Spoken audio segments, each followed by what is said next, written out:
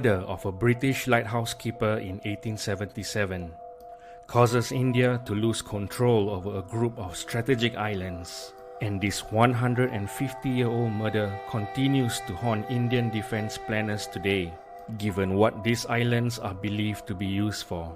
Stick around for the story of the Coco Islands and how this potential flashpoint between the two giants of Asia might affect us all.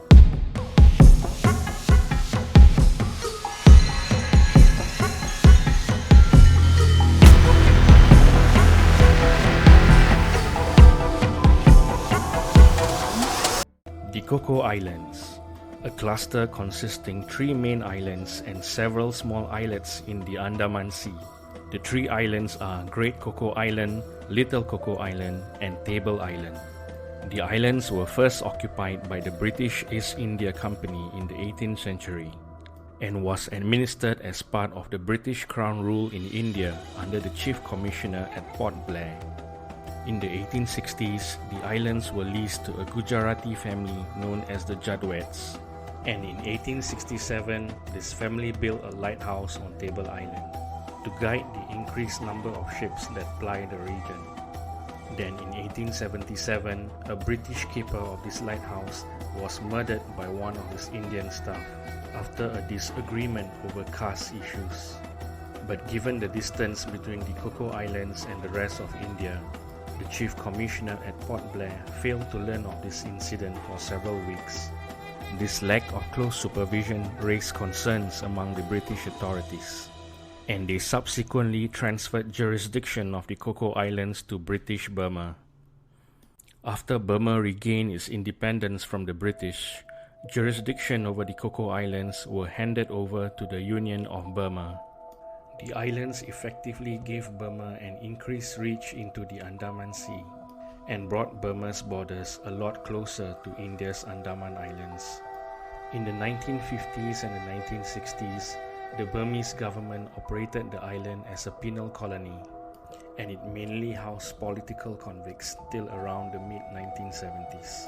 It was only in the late 1980s, when Burma eventually became known as Myanmar, that the military began using the island as one of its bases. In 1988, the country established a small naval base on Great Coco Island to facilitate patrols in the region. Tensions began rising in 1992 when a Japanese news agency reported that China has installed military radars on Great Coco Island. And over the years, these rumors progressively took on grander and more lavish claims. Some claim that the island has been developed into a signals intelligence facility for the Chinese military, while others claim that it has become a facility for China to monitor India's missile tests that are often conducted from the coast of Odisha, which lies along India's eastern seaboard. Why have these claims been made by various international media outlets and political observers? And why is everyone so obsessed over the possible presence of China's military forces on Coco Islands? One of the reasons is that the islands are located at the intersection of a very important sea line of communication for China. Despite the growing strength of its military forces, China has one massive weakness that India can exploit, and that is its dependence on imported oil. China imports between 70 to 80% of its crude oil, and a large majority of these are transported via the Straits of Malacca and Singapore. The same goes with the country's imports of other raw materials such as metals, coal and natural gas, most of which are also transported via the Straits of Malacca and Singapore. Should war break out between India and China on its land border, India will most likely open up a naval front in the conflict to deprive China of its ability to receive natural resources. And this naval front will be at the entrance to the Malacca Strait near the Coco Islands, where India itself is building a military presence in the Andaman and Nicobar Islands. Given these likely scenarios, India believes that the Myanmar government has been quietly allowing the Chinese to set up an intelligence collection station on the Coco Islands. so that the Chinese Navy can better monitor and anticipate India's military activities in the Andaman and Nicobar Islands should war break out between the two countries. This theory is supported by the increased presence of Chinese naval vessels in the area. Over the past few years, China has deployed a variety of naval forces into this region, including frigates, destroyers, and even submarines. In response, India has also significantly boosted deployment of warships and military aircraft into the Andaman Sea.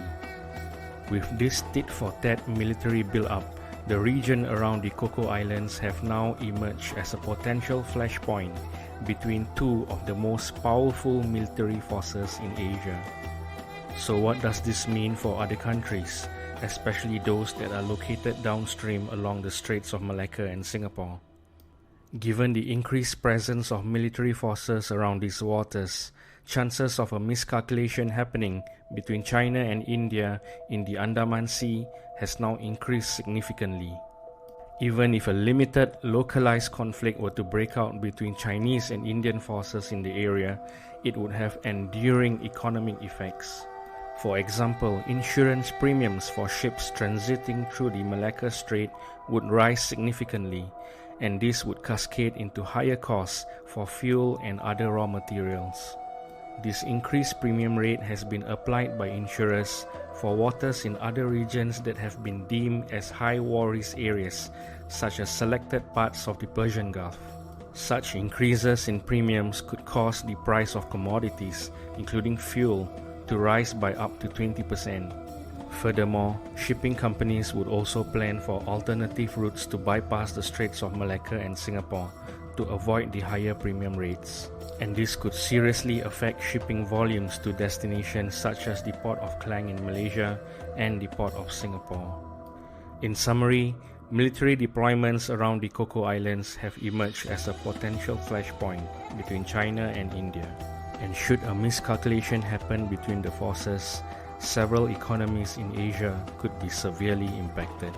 So while everyone is transfixed on what is happening in places such as the South China Sea, it may also be worth understanding that the potential for a naval conflict is also building up slowly in waters that do not receive as much attention. And it may have the same, if not greater, ramifications for the rest of Asia. And all this because of a murder in a lighthouse that took place more than 150 years ago.